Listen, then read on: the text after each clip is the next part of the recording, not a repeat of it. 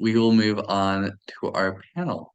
So I'm going to introduce each of these presentations separately as they come up to be presented. They will be back to back, and then afterwards, we will hopefully have very enriching group discussion, which we are all excited for. Um, so I'm going to start off by introducing Vipavinee Artpradid and Tan Tana Chapoan Kitakon. I practiced this earlier as well.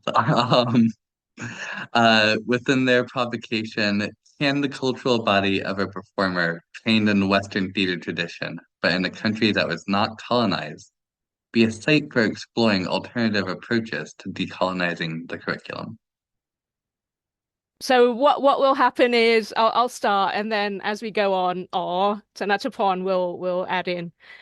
So a bit of context first. I won't repeat the question, the title again. Bit of context first. So Thailand is a country in Southeast Asia that has not officially been colonized. So the term, not officially been colonized is quite complicated, and it's a complex status as well. The term for colony in Thai is Ananikom. So some scholars would describe the country to be crypto-colonial or semi-colonial. And Tongchai Winnichakun translates Hertzfeld's notion of crypto-colonial as Ananikom Amprang or camouflaged colonialism. And Jackson relates the term semi-colonial in the Thai context to Thai Marxist author Udom Sisuwan, who coined the expression "gung Muang Kun." So "gung" means semi, and Muang Kun is the older term for colony. Gung means halfway. Yeah. And the term post-colonial in Thai would be Lang Ananikom, or after colony. So you can see why the backdrop of popular colonial denial, a lot of Thais will say, "Oh, we've never been colonized. We've never been a colony."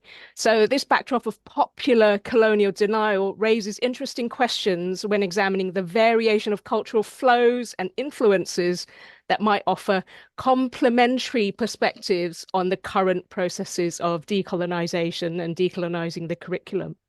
So, with the global decolonizing the curriculum and decolonizing everything movement, the question of how to engage and be in the space of decolonization has been both fascinating and also a bit uncomfortable for me as well, because I'm sort of one of those third culture people, where I've lived and worked in Singapore, Thailand, and the UK, and spent 7 to 15 years in each of those countries. What makes it even more problematic is I went to SOAS, the School of Oriental and African Studies, where I studied Thai and Southeast Asian cinema. So you may be aware that SOAS was established in 1916 to train colonial administrators to run the British Empire colonies. So I met Dr. Tanatapon Gitikong, or that's our nicknames. So Or is Dr. Tanachaporn's nickname. And we met at the Dance and Somatic Practices Conference last year, where she presented her research titled A Model of Buddhist Somatic Practice in Thai Performer Training, which has now been published in TDPT. We developed a grant proposal which has the question, can the cultural body of a performer trained in the Western theatre tradition, but in a country that was not colonized, be a site for exploring alternative approaches to decolonizing the curriculum? So this was our source of curiosity. We haven't really had a chance to discuss this foundational curiosity with anyone else outside the research team. So this seemed like the perfect conference to bring in up. So it's all about discussion. Please feel free to bring up as many questions, critiques as you like. So a bit more context. So why higher education Thai modern theatre? basically it's got a relatively short perceived history of development in Thai histories. And or would you like to take over this bit as you're the chairperson of the BFA in performance practice at Khon Kaen University? And you've been basically training members of 11th generation onwards of Thai modern theatre practitioners. Over to Or. Yeah. Hi. Well, the year of 1970 is considered by Thai scholars to mark the beginning of Thai modern theatre as distinctive form from Thai classical dance and theatre. Around 1970, Western educated Thai scholars Sosai Pantum Gomon and Matani Ratanin started teaching Western theatre studies in Thai higher education and Thai higher education settings. As of 2024, it will have been 54 years since Western theatre formally began shaping Thai modern theatre and cultural bodies of generations of Thai theatre students, scholars, and practitioners. Do you want me to continue, Yes, Wim? please. Yep. And by cultural bodies, we refer to the use of the term by Helen and Ahmed, 2004, right? Where the body is both marked by culture and speaks of and to cultural practice the self and history. These actors' bodies are culturally not of the West, but are engaged in training that was created by the Western theater practitioners, educators, such as Stanislavski. And this takes us back to the question of how this impacts the cultural bodies, lived experiences of students, and their identities as performing arts practitioners when they join the industry. Yeah.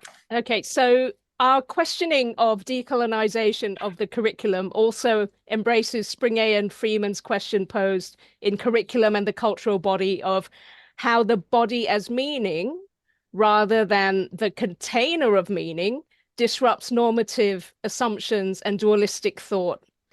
Are there layers and variations in ways of understanding what colonization and decolonization mean, and further, what is in between, beneath, and around the bodily experience of these terms, decolonization and colonization? So we're particularly curious about this in personal, interpersonal, and public discourse. So we were having a conversation about how the usage of the term decolonization, which could be various terms such as Tan Ananikom, of anything, it's not really used in Thailand, apart from in specialist academic context and critical Thai studies, which I feel is a fascinating phenomenon in itself. So when you break it down, the terms in Thai mean against colony, or the releasing of a colony, or the release of the condition of coloniality. So that last one is blot bloy kwam pen ananikom. So how do people relate to that concept in their lived experience and everyday life? And I don't think that's just a Thai thing to question. It's for everyone to question. It'd be interesting to do some qualitative research around Thai public's relationships with the concept or idea of colonization, and if with the younger generation, if they have any kind of relationship to that at all. So sorry, I keep pressing the wrong button. When considering variations and layers of decolonization, a center and periphery, so center and then periphery, everything on the outside, variation of internal colonialism can also be considered.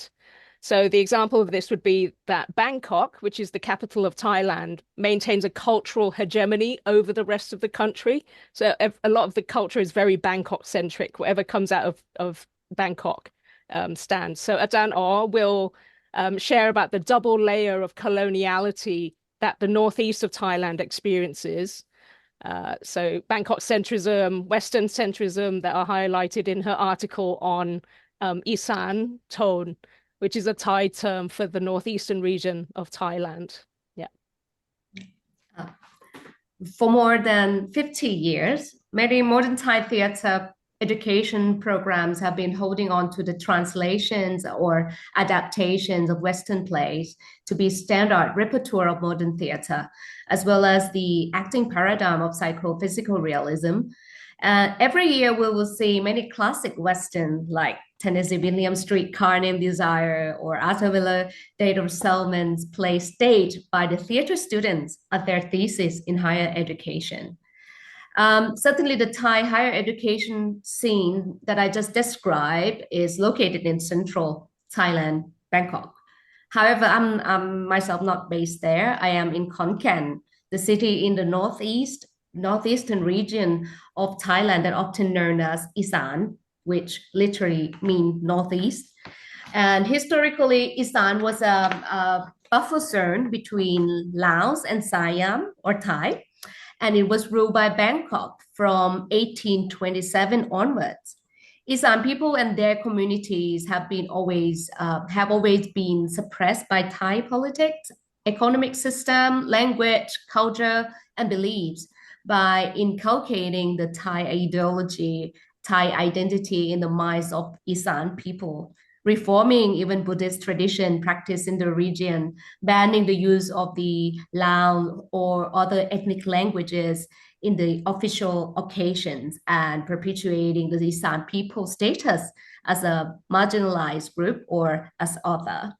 And in 2019, after a few years of teaching theater and performance at Khon Kaen University, I actually still found that the prejudice towards Isan people, it has directly affect Isan acting students, leading them to feel the need to suppress their Isanness on stage or to choose to present Isan characters solely for the sake of comic relief.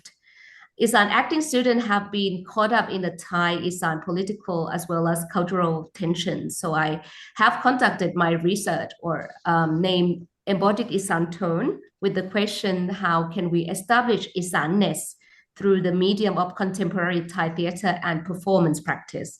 And this research has led me as a chairperson of the performance practice program and my colleagues in Khon Kaen University to take a different standpoint of approaching theater and performance practice based on using our stories, creating our stories using a devising approach as the main method of teaching.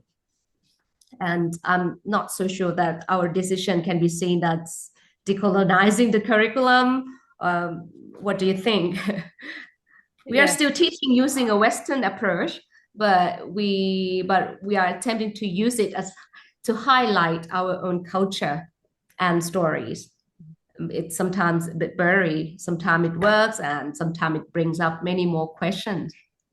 Yeah. And I think these questions, is decolonizing the right term? What other nuances are there?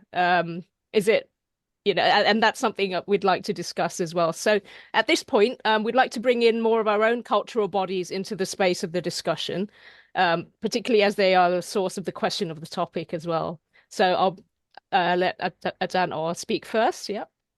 Okay. Yes, I found that my personal experience of being educated in multiple countries and cultural context like Russia, England, Australia, and Thai has led me to question the true value of performance practice to transfer to my Thai students. Is it personal value that I have learned throughout my life, or is it the value of the industry? But which industries, national or global, or is it the origin of the knowledge?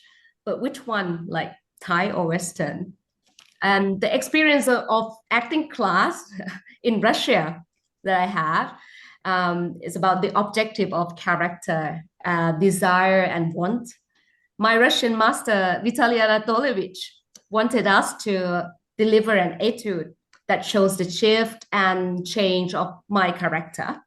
I did one scene and I got the comment that I wasn't wanting that enough. My objective was weak and that couldn't deliver the change or the shift of the character. I did that etude almost like 10 times, and my Russian friends started to get irritated. Still, I have not being able to really, really want enough. The master asked me the last questions, have you ever wanted something so badly? I come back to myself after class and I have found out that I have never wanted something so badly. As a Thai, we are often taught that to do your best. And if thing doesn't, turn out the way you want, that's okay. Might and right is the famous Thai phrase, right? Many things aren't in your control. That's what I've been taught. Looking back at it, I'm not sure whether this is because of the Thai society is unstable or because we are just being kind of like Buddhist, the acceptance of change. So my experience in the acting class in Russia highlights through contrast how quoting Ben Spass of acting technique for the most part continue to assume a neutral or unmarked body that transcends or ignores divisions of race, gender, and ability. However, taking my reflection after the class into account, it is interesting for me as a practitioner to consider the personally specific ways in which acting and identity might come into more thorough and rigorous dialogue. What might that newly created space of body and being offer my own and others' practice? So Spatz brings up Randy Martin's concept of the composite body of technique, which explores the intersection between socialization and training, vocational training. He says, this means that on the one hand, that the segmentation of acting technique in the body contributes to and can even transform a person's identity. And on the other hand, that identity itself is trained and practiced to a large degree as embodied technique as well. So yeah, bringing up different approaches to thinking about how these identities and influences can live in the body, and also questioning where are the decolonization processes situated in all of these. But also, are there other ways we might consider, we might name these processes as well? So other scholars' work that may be of interest are Landon Smith's premise and methodology on intracultural actor training, and Claudia Nascimento's conceptual approach to confronting and shifting identity politics in their work on intercultural performance. Landon Smith describes her intracultural training methodology as using the full cultural context of the performer rather than disavowing different cultural contexts or promoting a singular one or promoting a singular benchmark of quality drawn from whatever it is that is the cultural authority. So playing with difference and putting the actor, the performer, and their holistic background at the heart of the work as well. Nascimento's work on border crossings emphasizes an examination of the intercultural actor's process that acknowledges their autonomy and agency as an artist. So we can also consider Nascimento's intercultural practice and Landon Smith's actor training in the lens of the decolonial discussion, or more specifically, alternative approaches to decoloniality, such as uncoloniality, that's from Baldacchino and Abdullah, 2022, and also recentering, which is from Valdegorgis, 2020. So in the article, Doing Art, Uncolonized Bodies, Immersing Curricula in Our Everyday Acts of Living, Baldacchino and Abdullah discuss the need to uncolonize the curriculum rather than decolonize the curriculum. So what's the difference between decolonizing and uncolonizing? So the DE suggests, when applied to a verb, suggests the removal or reversal of the action. So decolonizing means to reverse the colonization of knowledge, to go back and remove. But means giving the opposite force. So a restart or a fresh review of assumptions so long held about knowledge, culture, power, and history. So just by changing that prefix, you get a slightly different way of looking at how to change the curriculum, expand the curriculum. And then with reference to the Ethiopian context, Walter Georges suggests a recentering. The title of their paper is Decolonizing a Higher Education System Which Has Never Been Colonized. So they note the need for an approach that challenges the dominant narrative of decolonization and reconceptualizes it as a complex, dynamic, and lifelong process of recentering. So no, not binaries, but recentering and working from the center. So one interpretation of both of these approaches is that they suggest a movement away from, but also with clear sight of coloniality, decolonization, and also post-coloniality. Rhetorical question: in what ways do these concepts and theories present themselves to various dance, movement, and somatic practice contexts?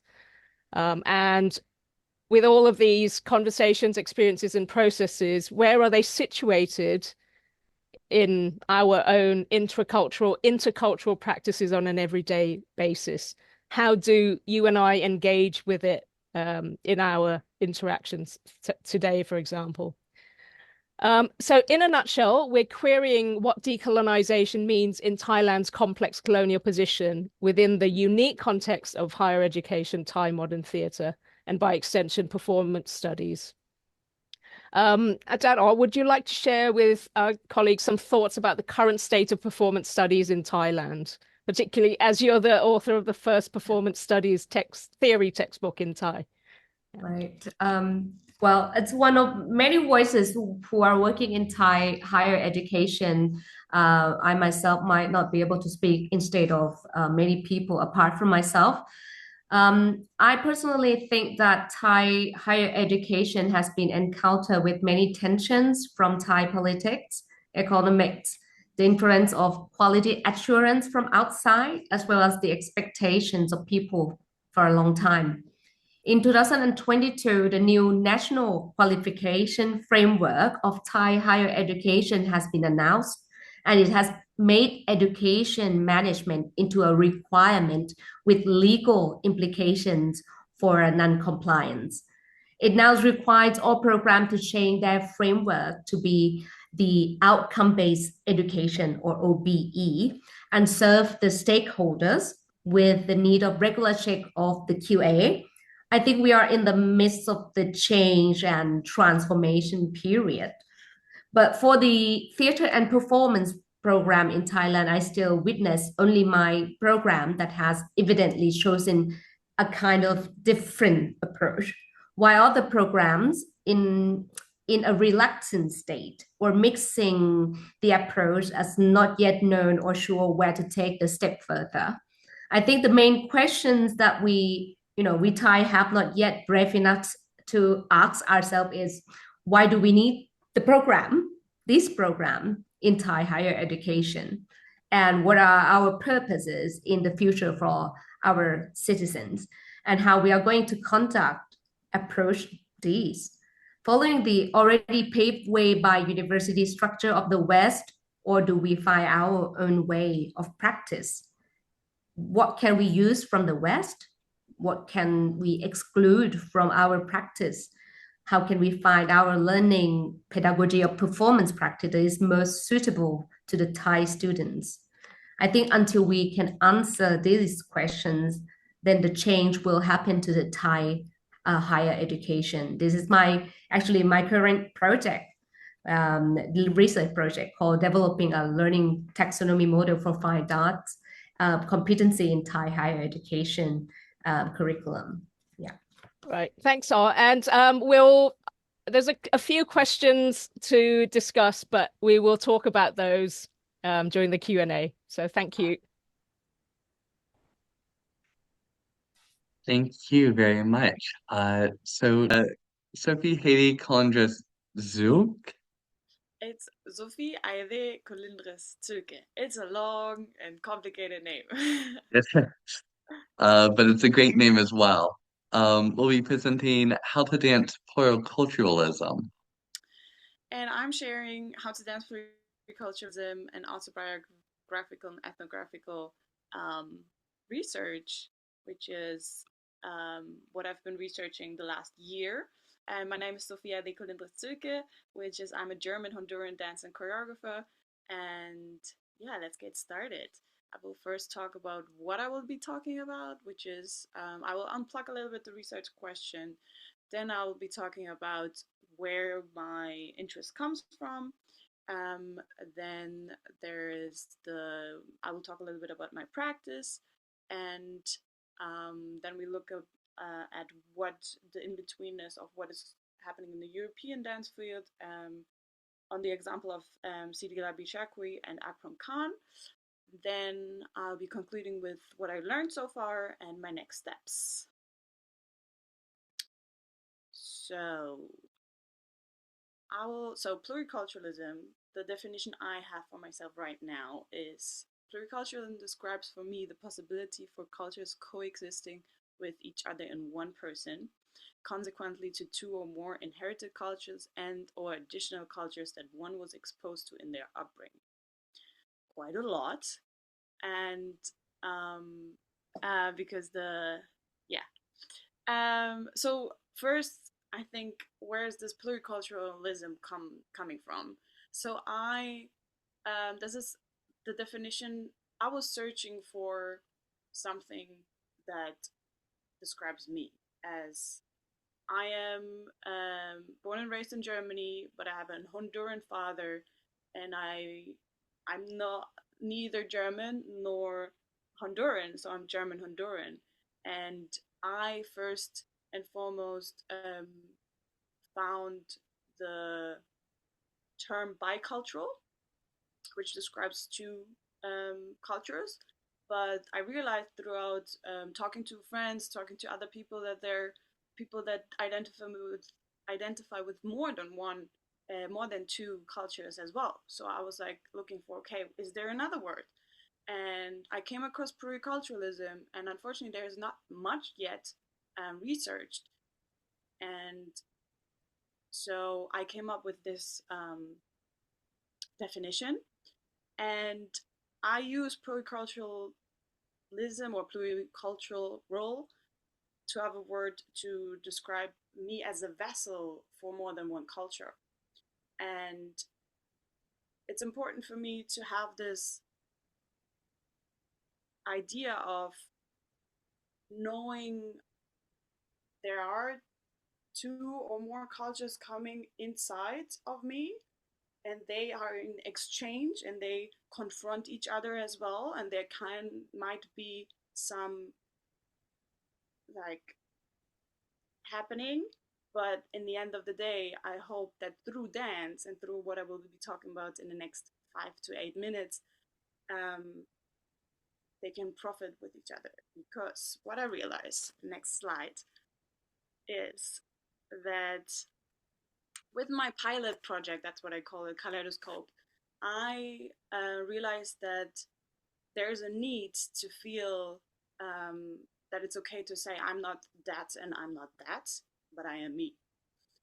Also, that there's space to talk and dance about this feeling of being in between, um, and to, in the next step, see someone who is mixed and from the global majority on stage, especially in Germany, where I'm from. And so, what happened with Kaleidoscope is that I worked with non-professionals and professionals, and who all wanted to dive deeper into the topic of pluriculturalism and into their own cultural identity. And the non-professionals were between 16 and 23 years old, and most of them explained or said that they're feeling lost and almost in an identity crisis because they were confronted with being other from the outside, but they had no space where they could talk about it and feel and see what is actually happening within themselves. Um, so I created this project, and yes, and I realized, okay, there's definitely something in there, and I need to research more. So I moved on, and created my practice, which is the next slide. And I realized that first and foremost, inspired by Pina Bausch, I need to see that my dancers are humans and who live life and who, as in, yeah, they want to dive deeper into the topic and therefore speak the same language as me, which is dance. And when I do projects and I work with dancers to create my practice or not create my practice, but create my pieces, we first start with interviews and conversations because it's important to that I have and as well the dancers have their own space and their own time first to think what is it that they need right now and what is it that is happening in when confronted with microaggressions, when confronted with things from the outside that they want to find out about themselves through this dance. And so we will be identifying keywords and feelings and then explore them through different exercises inspired by Augusto Boal. I don't know if that's a name that everyone knows. It's a Brazilian, he was a Brazilian theater maker, and I'm really inspired by his games he used to get at the essence of his plays. And then we would translate the keywords into movement and use the movement to leave or to as well let the emotional side of the maybe confusion, maybe anger, maybe all the emotional attributes that come in with experiences, with memories, and into the movement. And but everyone knows, and that's what I want to make really clear in my practice, that everyone knows they can choose how deep they want to go, and they can choose to go and have a break and not feel like they have to now go and yeah cry or be so in it, but it's their time and their space. Yes. So yeah, and the one of the most important things as well is like I will check in with them after each exercise. So to talk about and to feel what had happened in the exercise. Yes. Next slide is we will to have a little bit of an overview of who else is dealing with that topic at the moment. And Akram Khan, a British Bangladeshi choreographer, was doing a piece with Sidi Labi Chekwi, a Flemish Moroccan choreographer.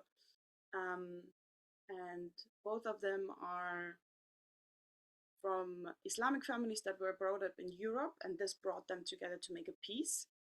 And this piece explores Khan's memories about Bangladesh, his parents' homeland, which he visited a lot, but he wasn't born there, so he felt this being British in Bangladesh, but being Bangladeshi in the UK. So that's what's happening in 0 degrees. And what's really interesting about and what differs from their approach to my approach is that Akram Khan is using his heritage of as well in movement. So he uses his um, Bangladeshi heritage in Kathak, which is this Indian folk dance, with the contemporary movements and contemporary dance he learned in Leeds in the UK. And in my practice, everyone is free to dance as they dance. So there's not this oh, I'm dancing contemporary, or I'm dancing breaking, or I'm dancing hip hop, because I use a lot of I leave it open to whoever wants to dive deep into the topic to come as they are, and also movement wise. And yeah, I think it's really interesting that he, so I will quote now Mitra from 2015, that Akram Khan uses his ability to lull the mainstream into thinking that he conforms to their whiteness, makes his destabilization of white mainstream culture from within a powerful intervention. So that he as well tries to make in his own way the mainstream culture in the UK see that there's more. Yes. So next slide, conclusions. Let me know if I'm rushing a little bit. I'm a little bit aware of time. Um, what I learned so far in my research is that there's definitely, when doing productions and projects, the need for time and space. Especially creating a dance piece from this autobiographical motivation requires a lot of time for people to first and foremost arrive in the room, and then arrive in themselves, and then delve into one's personal experiences and emotions. And that needs introspection and reflection, which definitely cannot be rushed. And also this process of translating these inner thoughts and feelings into movement requires a lot of experimentation and exploration, because not there's no one way that will work for everyone, which also demands a conducive environment free from distractions.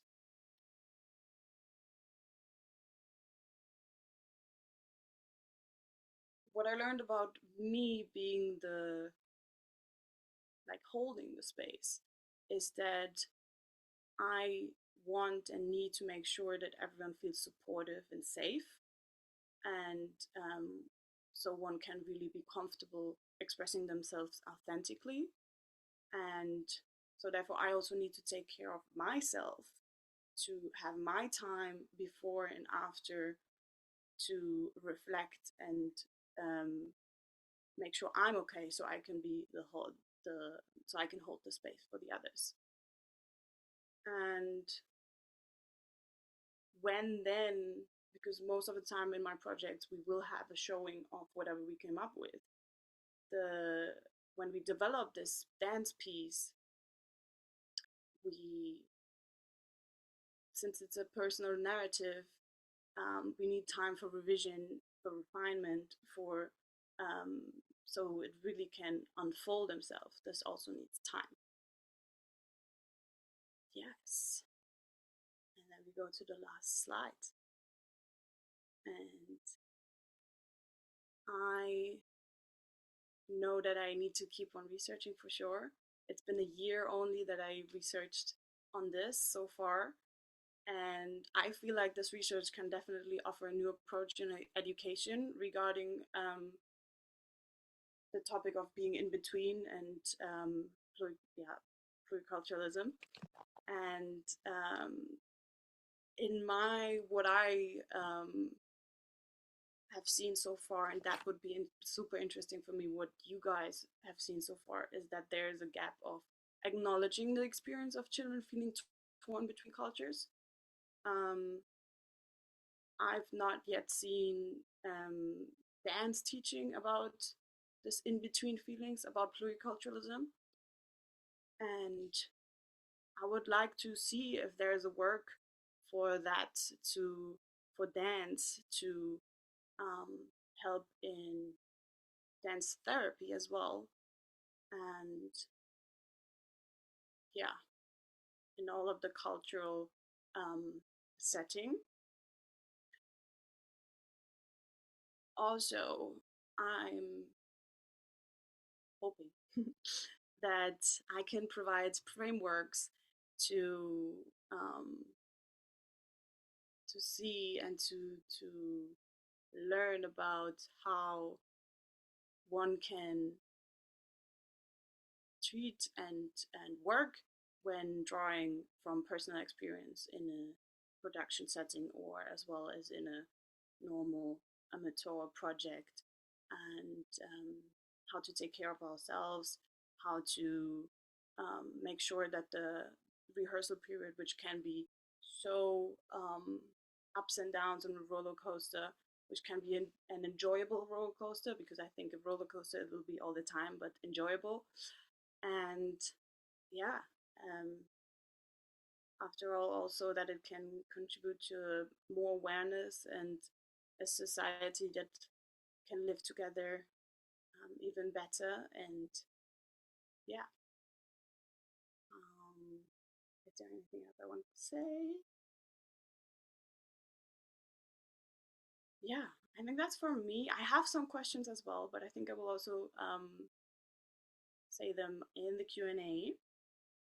And yeah, I hope that was understandable, and happy to discuss with all of you a little bit later.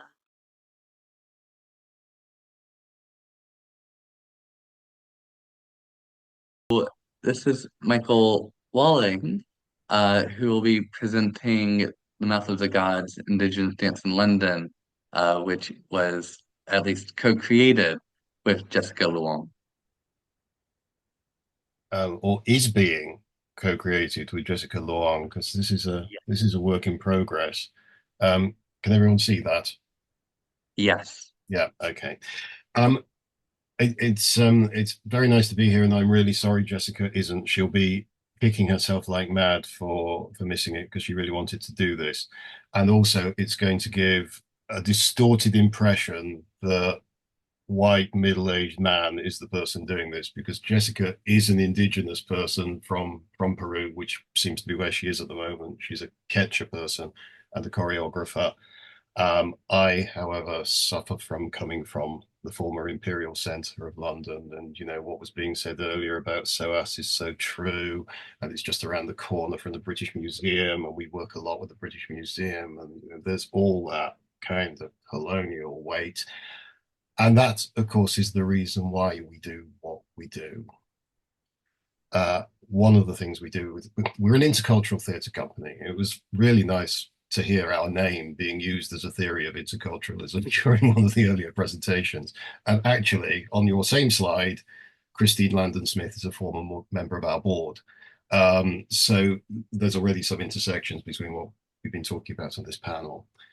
And I want to talk a bit today about The Mouth of the Gods in the context of the work we've been doing for the last decade or so, particularly the Origins Festival, which is a festival of Indigenous cultures in London. And it seemed to us that it was really, really important in terms of cross-cultural dialogue, in terms of decolonisation, dancing with decolonisation, in terms of post-coloniality, just to try and open a space in the former Imperial Centre where Indigenous voices could be heard and where Indigenous bodies could dance. And of course, it's full of problems. It's constantly about negotiation and difficulty, and that's exactly the point, because you know, until you expose the wound, you can't heal the poison.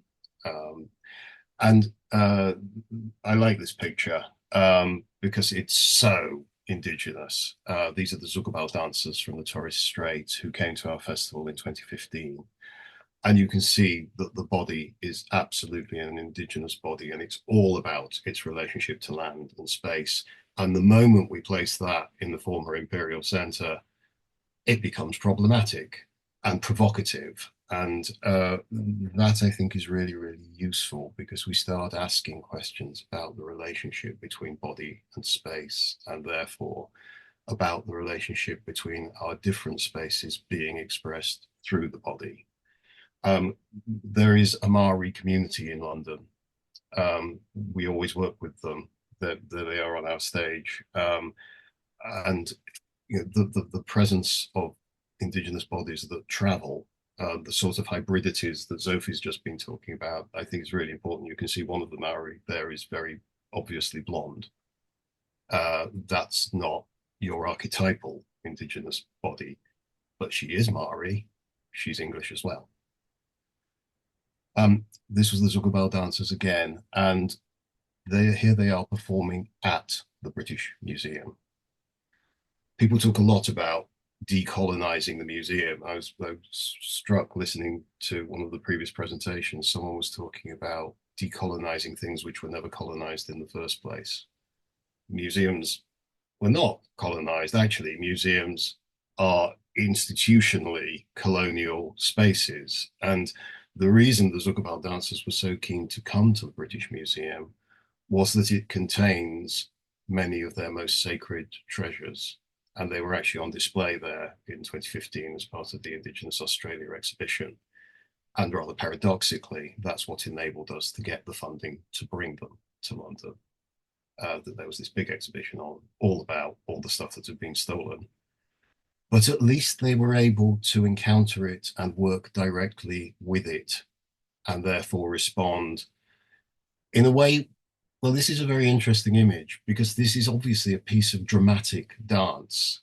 It's not traditional ritualized dance as a ceremony, though I do love that, and I'm going to talk about it more in a few minutes.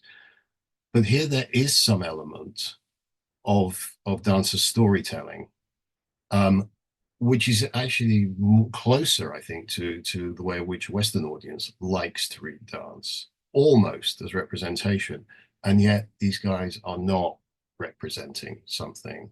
They are here presenting something. They are present in the space as themselves. And I think that's really important for Indigenous dance, especially in spaces which are not the original spaces, because the dance activates the space in a very, very profound and powerful sense. We have also brought a number of more contemporary styles of Indigenous dance to London. Sophie, you'd be interested in this one. This is Dahlia Pigram, who is an Indigenous Australian working with a company called Marrageku from Broome in the north of Western Australia. And Dahlia is Indigenous Australian, English, Filipino, and about 4 or 5 other things. And the piece was about trying to find connections between her different identities in the Indigenous space of Broome. And then, of course, we brought it to London and it became a very, very different thing. And it's a very contemporary style.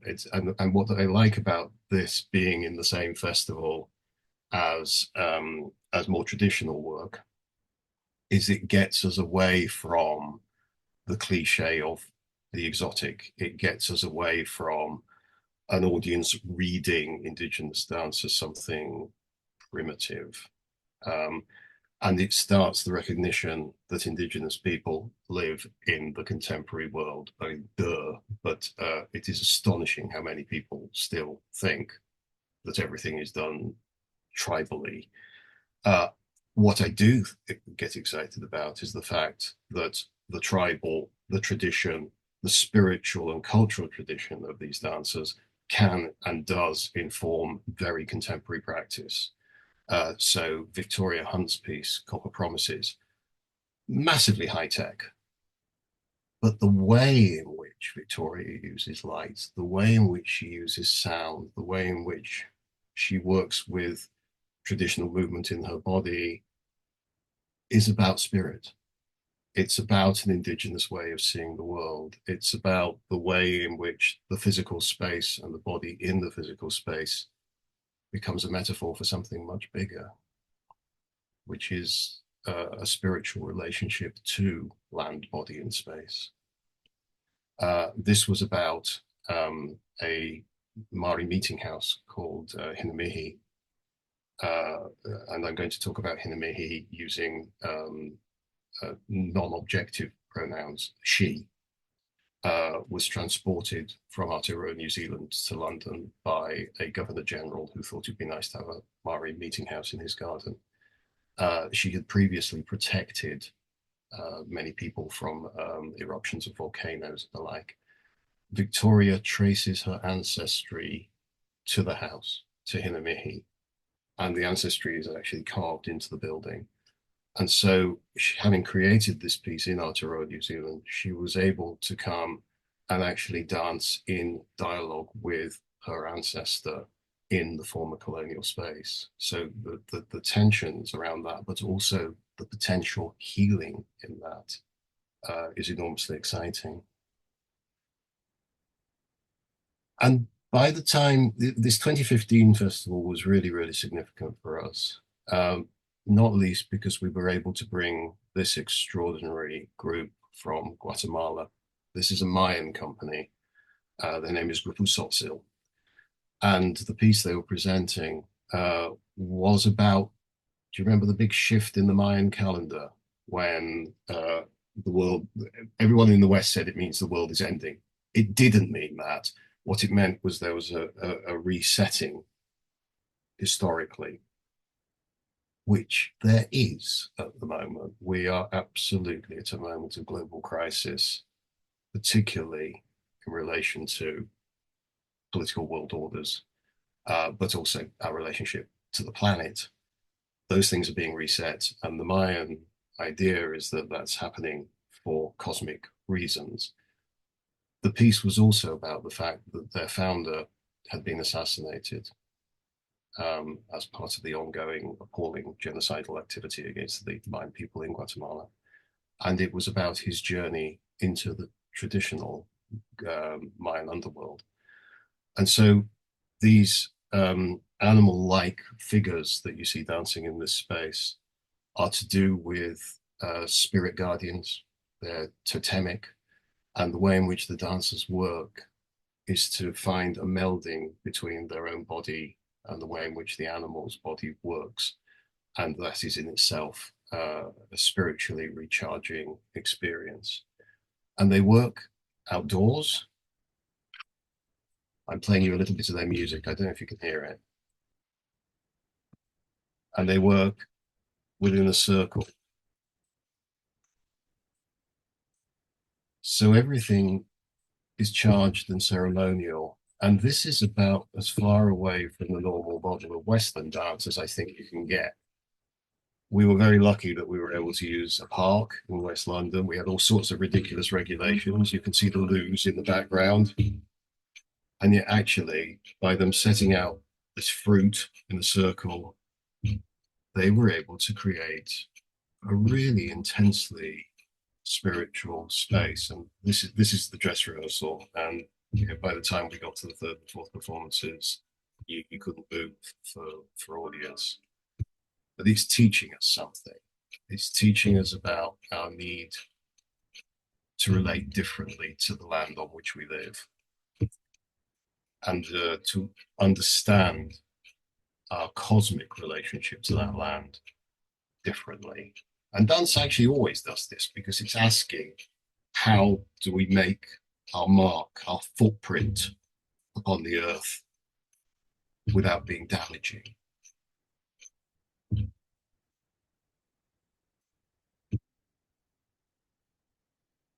So after the pandemic, we started to feel that we shouldn't be flying quite so many people around the world all the time.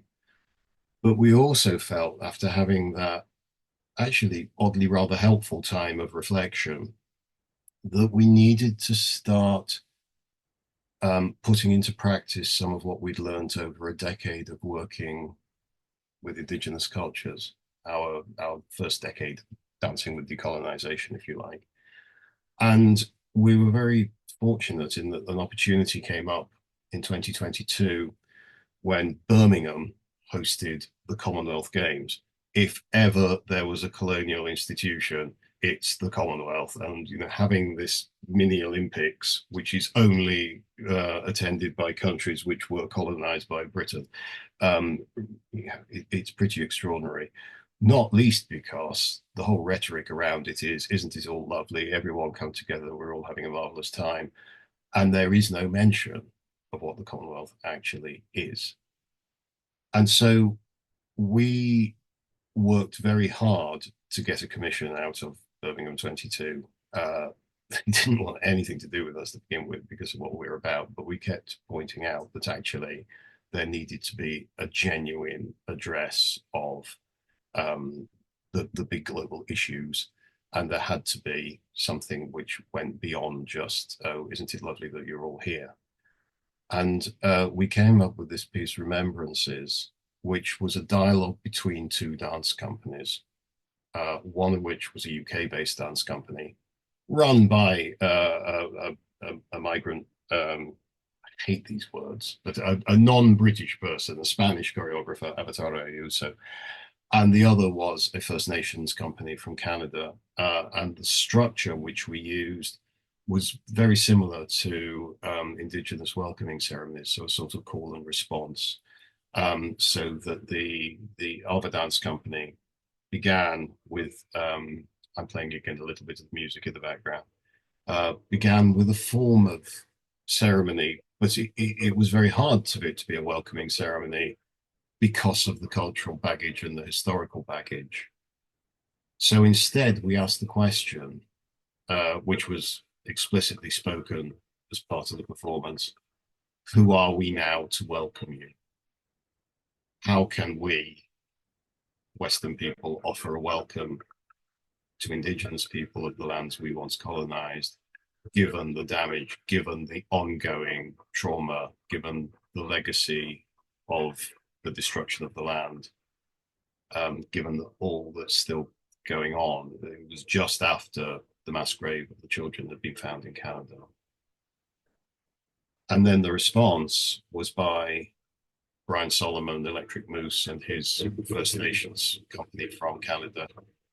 And the two things were set into dialogue. And as the piece ended, we were able to move into what we might call a third space, where we made use of fire and just had the possibility of people meeting and exchanging. And it wasn't structured in any way beyond the presence of that Indigenous ceremonial focus. But it's about trying to find ways of opening genuine cross-cultural dialogues.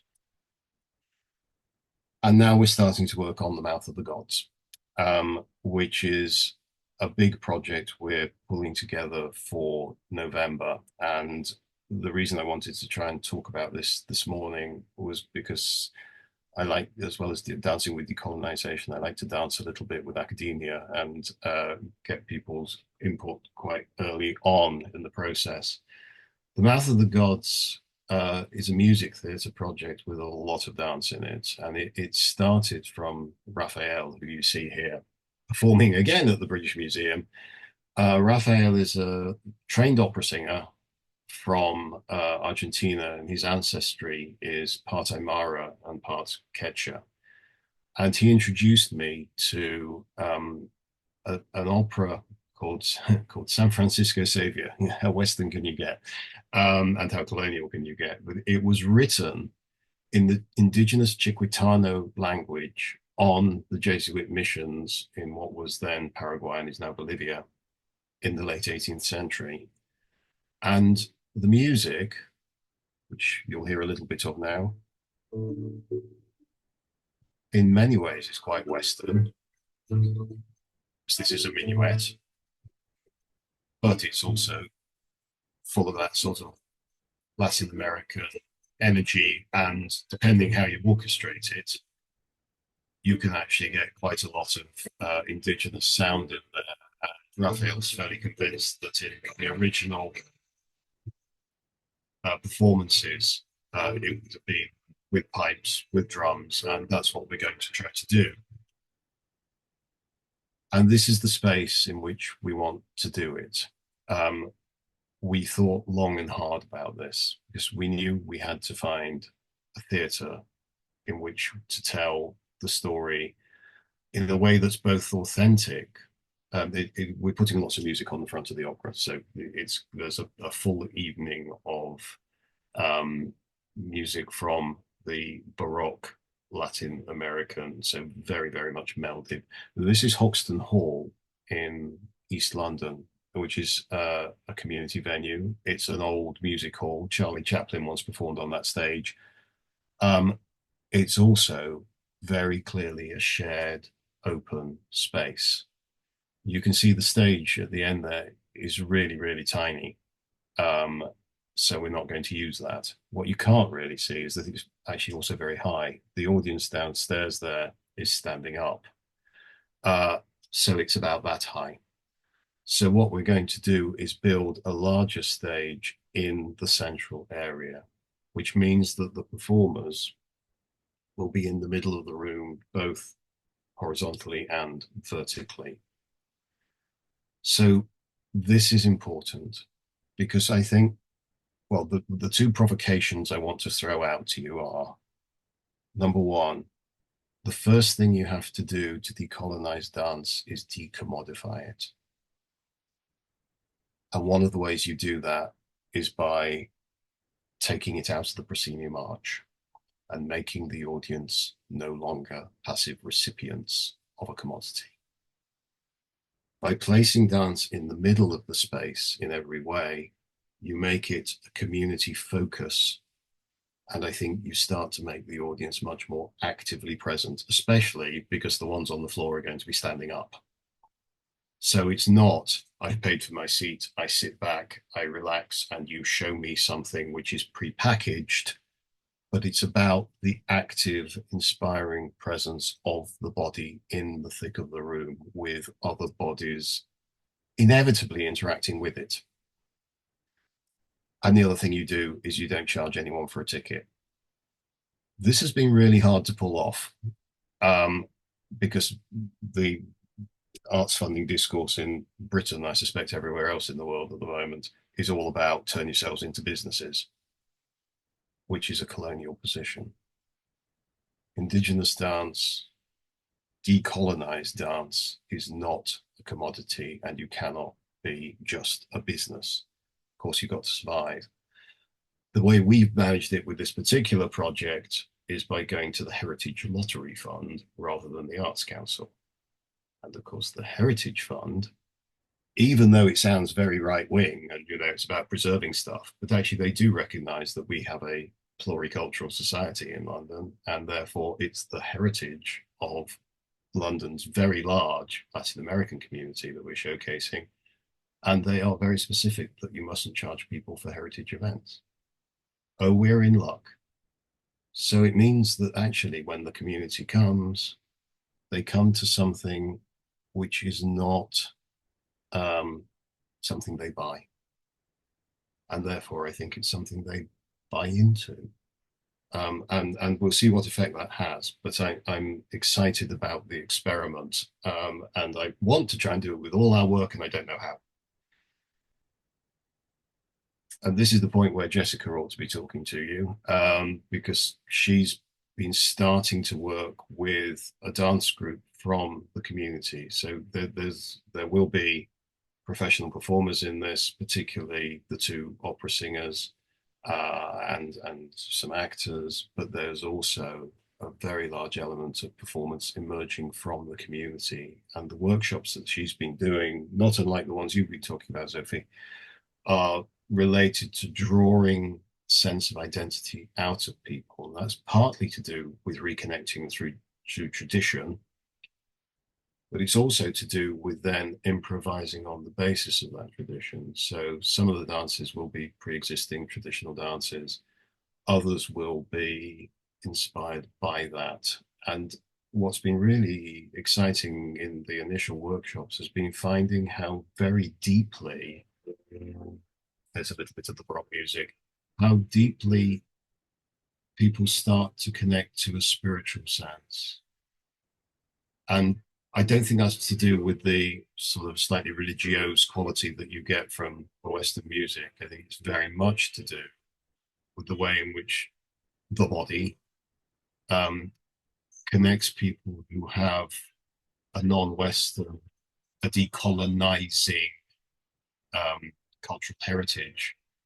It connects them to a self.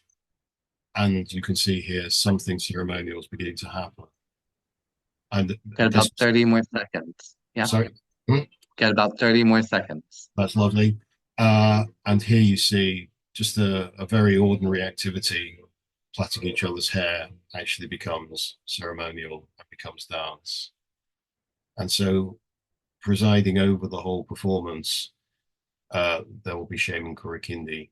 And I'm very excited that we're actually able to work with someone who continues his own indigenous spiritual practice, even though he's living as a refugee in London.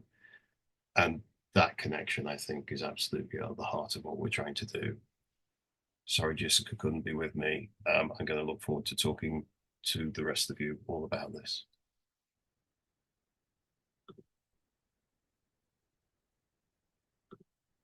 You're muted again, Andy. I keep doing that. I've been using Zoom for God knows how many years at this point, and still can't get around it. I'm going to pin everybody who just spoke. We have about 20 minutes or so to get into some conversation. I think maybe the first thing that I want to start us off with is everybody seemed to have like questions to ask the audience. And so uh, maybe we ask those questions to each other as co-panelists here in the space and respond to each other's questions. And then the audience can also respond to those questions either in the chat or verbally. Um, so yeah, I'm gonna leave that open for y'all to negotiate for a second. I'll throw one question out. And this is based on the experience of Thai culture or perceptions or ways of being in Thai culture, so, and related to Thai higher education, Thai modern theatre. So, how does an entire field of study progress if its cultural traditions emphasize an unquestioning belief of its elders and founders and what they've established, especially if what's been established is entirely Western? So how do you go around that?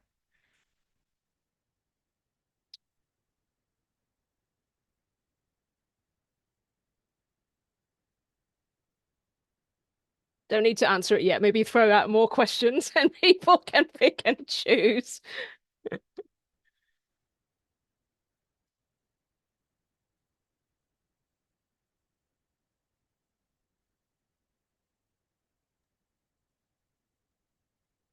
I'll say I think overall this idea of kind of a monocultural center of that is like a bit unquestioned. It's a bit more of like a sense of imperialist rule in some ways, right? You have like one one area, one person, one group saying this is kind of like what the nation has to do or nation engages with, which is interesting that the it's one coming internally and two looking externally, right? So it's coming from like the internal culture, but then it's turning around saying, um, but we're looking at a different culture for the guidance. So I think that's a bit tricky to deal with. Uh, um, and I'm questioning kind of how you turn that around and really, I guess, place in like the national context, actually, like our culture, our education, our theater is important to study. Um, I remember talking to someone else who is, I'm gonna hopefully recall this later and maybe try to get you in touch with them. But so I remember talking to somebody within the past week who was also engaging with like some of the similar questions from their own research perspective in a different country. Uh, but yeah, how, I feel like part of it's a question on how do you refocus into maybe a more nationalistic perspective in a sense, right? How do you engage in nationalism, which is something that a lot of other countries are maybe shifting more towards, but maybe a positive nationalism, right? How do you engage in nationalism that encourages diversity and growth, but also looks at its own culture as important? Mm. Mm. Yeah, it is very problematic. I mean, I think there are interesting examples from some of the indigenous cultures we've worked with. I'm thinking about Dahlia Pigram and Australia. I mean, in Marragecu, the company which she runs jointly with Rachel Swain, there is an elder, very, very established elder, who happens to be her uncle, um, who is constantly consulted on the cultural protocols of every project. Um, but of course, he wasn't always an elder. Mm. When he started going, I can't remember his surname. His first name's Patrick. When he first started work, he was a young radical firebrand. Um, and I think it's about process, isn't it? That people who are starting to think in the radical way need to have dialogue with elders and eventually will themselves become elders. Mm. And if part of what's radical is demonstrating respect to elders because of tradition, then actually you're starting a paradigm shift. And elders, I think, do respond quite well to a renewed level of respect, and the recognition that actually they have value. Because if there's one thing the Western tradition does, it is to dismiss the worth of elders. Mm. We stick them in homes and hope they die soon. We're not very good with our elders. Mm. So there is a radicalism, I think, associated with it, but Thailand may be different. Yeah. Mm.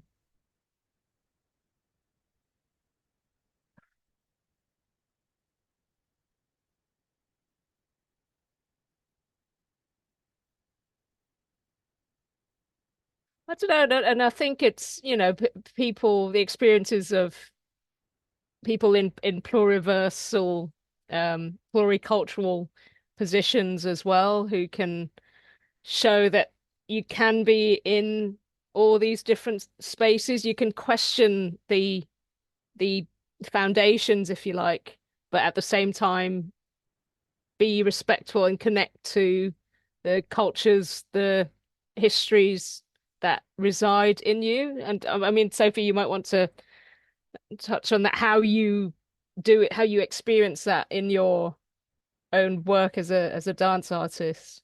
Whether elders, if those do influence you, work in your body.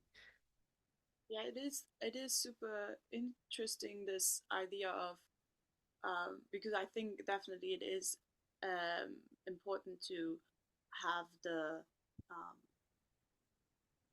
to have these influences, especially like for example, if you're in a dance class and um, I learned from someone who um, is teaching about the specific dance, let's say, and then I think to have the step and to know and maybe to teach the next generation about the possibility of taking what you get and having the moment of re um, reflecting on it with what is already there within us just by itself. And Mm. this touches, I think, also on the spiritual side from indigenous communities, because we all, as a baby, we wiggle already. We have something in us that is coming from us, and we don't have to learn dance. I think if we then go for like for a professional career, we do have um, to have these specific, well, I don't know where you want to be, if you want to be in a company, this is another topic, but to have this moment of um, knowing, and that was a big step for me, knowing that I can choose my way and it doesn't have to have the label. I think that's um, important. Yeah. Did you feel you needed permission from anyone, from history, from? Mm. I think it was definitely this because I was in this position of conflict where um, I thought I need to be a specific way to be to identify with a specific culture. So I need to dance a specific way so I can say I am German Honduran, Mm. if that makes sense. So then with conversation with, to be honest, with my parents, with who are for me my yeah, like the living creatures that stand for my heritage. And kind of, it wasn't that they said, I allow you to, but knowing like, okay, they, to have conversations first and foremost about me being different than they are, because Mm. it's something for my mom. It was, she didn't know that I had this thoughts and feelings about not knowing where I belong to, what is happening. But then having the conversations from whoever is stand or identifying who is maybe your I don't know if idol is the right word, but like who stands for the cultural significance, and then having conversations with them, and then seeing, and then knowing, okay, I am slowly becoming my own person. Mm. Is there in your work as a, like you are lecturers, right? If I understood correctly, is there like um, how do you perceive the students, and like is there an interest in getting away from what it was? Are they just um, like the, I think critical thinking, how much is critical thinking part of your teaching? I'm gonna ask or this one because with your students, or do they and this sense of being northeastern, and this goes in, I think you can apply it to regionality in any country, different regions having different cultures. Do your students question their northeasternness in relation to Thai-ness and central Thai-ness? Mm. Um, Nowadays, I think it less and less, but it's interesting that it still appear when you do improvisations or when you work on stage, this kind of thing appearing through the performance. But in terms of like their ideas of being critical or criticize of whether they are Isan or they are marginalized groups or not. I think it's a little bit like mm, it. I would say it's not that aware. They're not aware of that until they perform it. That usually I get to see, and I start asking why they choosing this kind of choice, on stage. And it's then they started to kind of like, you know, Mm.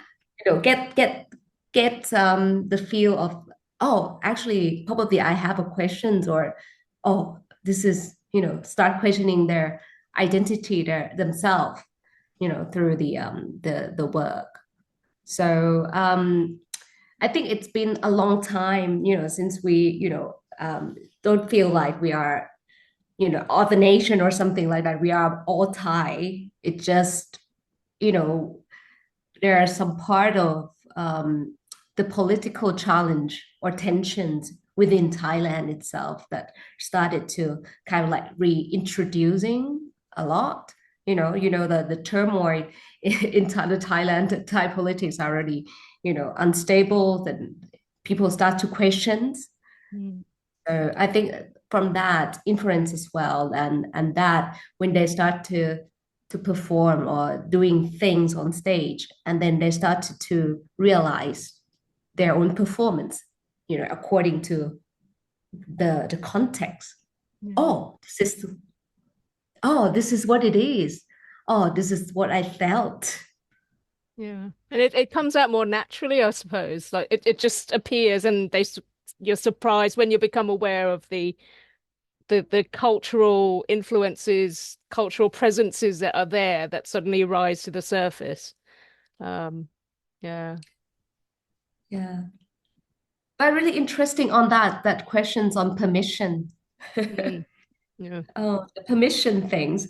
Um, because in Thai we have a sort of like very strong tradition in theater, and lots of time that we associated with the ritual practice as well. We worshiping our teachers, both the angel teachers and the actual teacher who teaches us. So we associate our practice of art with spirituality, a lot of that.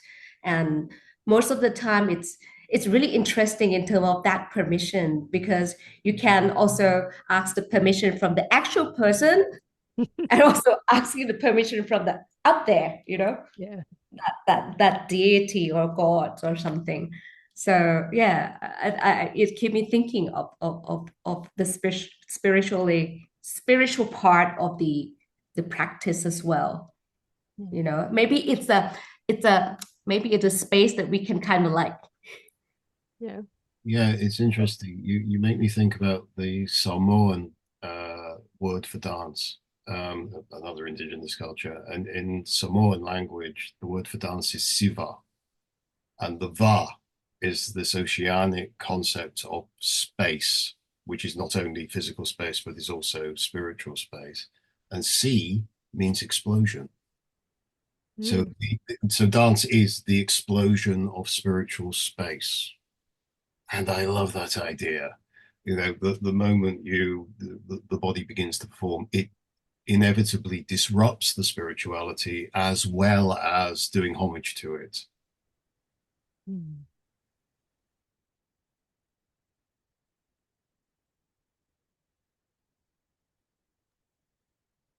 You're welcome to respond. So now I'm thinking about spirituality in the Western dance context. What does that look and feel like? Well, like most things in the Western context, it became ossified, commodified, and utterly boring. I mean, the because things get put at the end. In a Western church, there is an altar at the end, and someone stands in front of it and is in charge and does a kind of set of ritual things. And the stage in the Western theatre is at the end, and people do very carefully choreographed and set rituals which tell us something about hierarchies. Mm. That's why we need the siva. We have to explode it.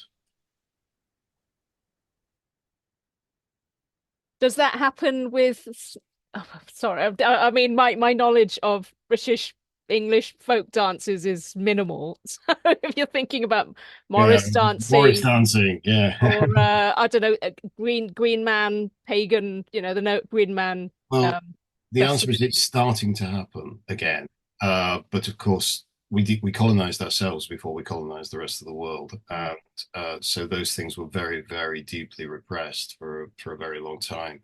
But with the influence of the sorts of dialogues we're trying to have here, and the ones we create in festival and so on and so Yeah. on, there is, of course, a revival of animism Yeah. happening, and a lot of that is to do with environmental movements. And I think there is the you can see the green shoots of some kind of spiritual relationship to dance, and an attempt to recover our own indigeneity. But Yeah.